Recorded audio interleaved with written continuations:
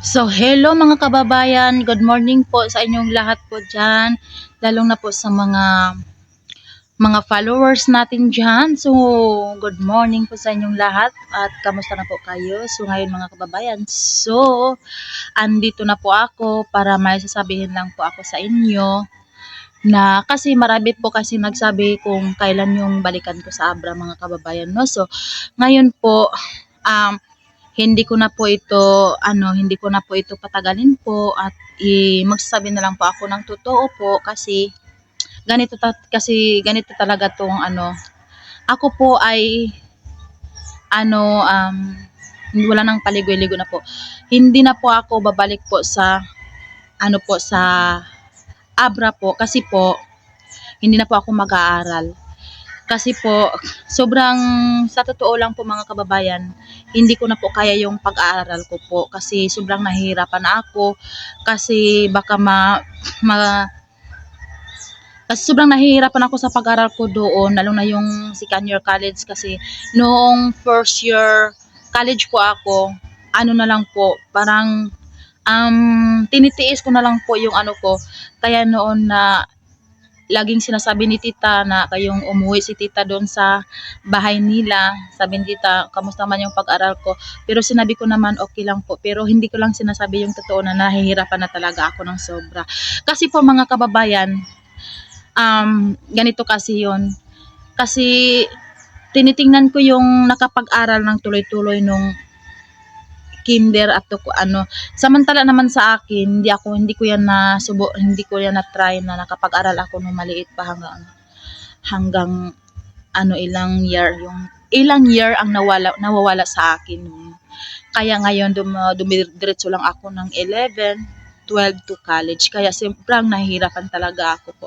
Sana po mga kababayan maintindihan niyo po ako kasi talaga hindi ko po kahit ginagawa ko na po ang lahat po, hindi ko talaga kaya ang mga lalo na po sa mga report ko. Ang daming reporting mga kababayan pero hindi ko na kaya. Na lang talaga tinitiis ko na lang po. Kaya lagi akong tinatanong nila kung kamusta na ba yung pag-aaral ko. Sabi nila tita. Sabi ko naman, okay lang naman po yung pag-aaral ko tita.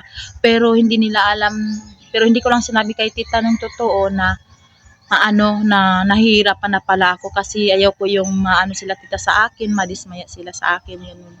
Kaya ngayon mga kababayan, sana po maintindihan niyo po ako bakit kung hindi na ako makabalik doon sa Abra, hindi ko na ipagpapatuloy yung pag-aral ko kasi hindi ko po kaya talaga. Talaga. Kaya mas kakayanin ko pa po yung magtatrabaho sa bukid kaysa mag-aaral po. Sana po talaga maintindihan niyo po ako kasi yun siyempre na naman talaga gusto ko talaga mag-aral pero hindi talaga malalagay sa ko Sobrang nahirapan talaga ako sa pag-aaral ko po. Kaya sana po maintindihan niyo po ako na ganyan, na sana po maintindihan niyo po ako. Magpapasalamat na lang din ako ni tita nang galing ng puso ko. Magpapasalamat ako talaga kay tita na galing ng puso ko. Sana po tita maintindihan mo po ako kasi ayaw ko po yung mahirapan din kayo sa akin na sa pag-aaral ko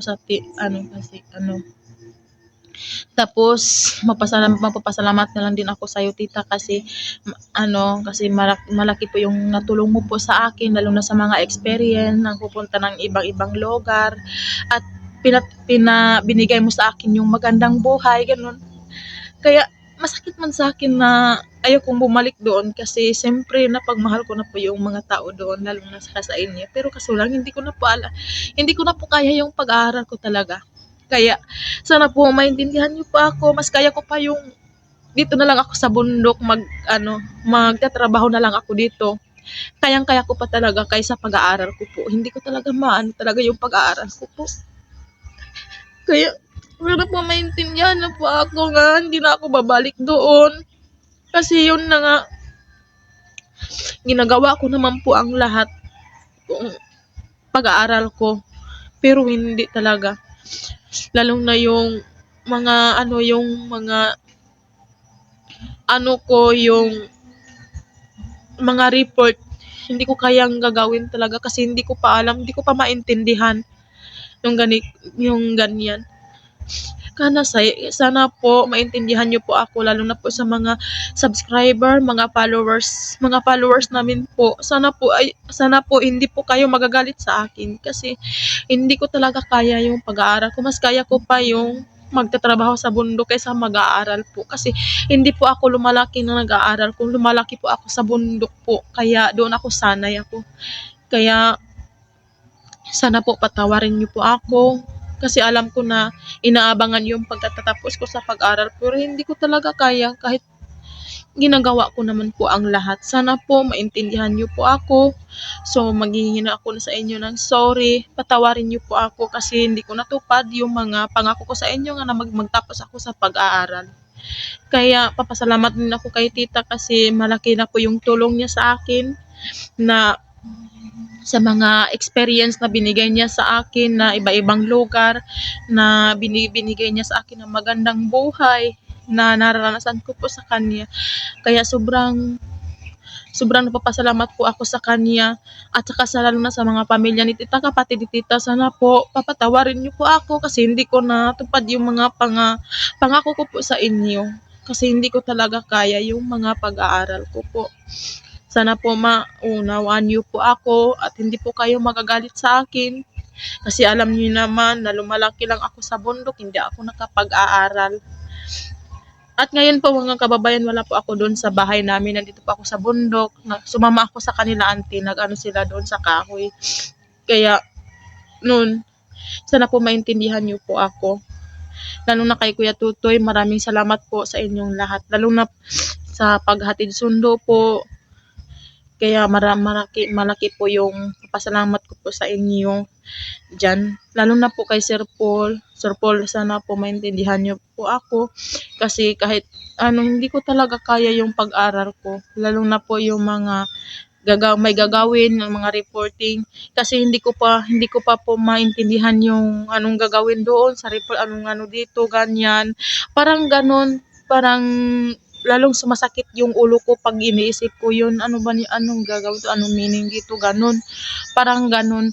Pero papasalamat ako pa rin sa inyo kasi nakatapos ako ng 11 to grade 12 kasi marunong naman ako magbasa, marunong naman ako sumusulat, parang ganun. Kaya sobrang malaking tulong niyo po sa akin na natuto din ako ng ilang years din po.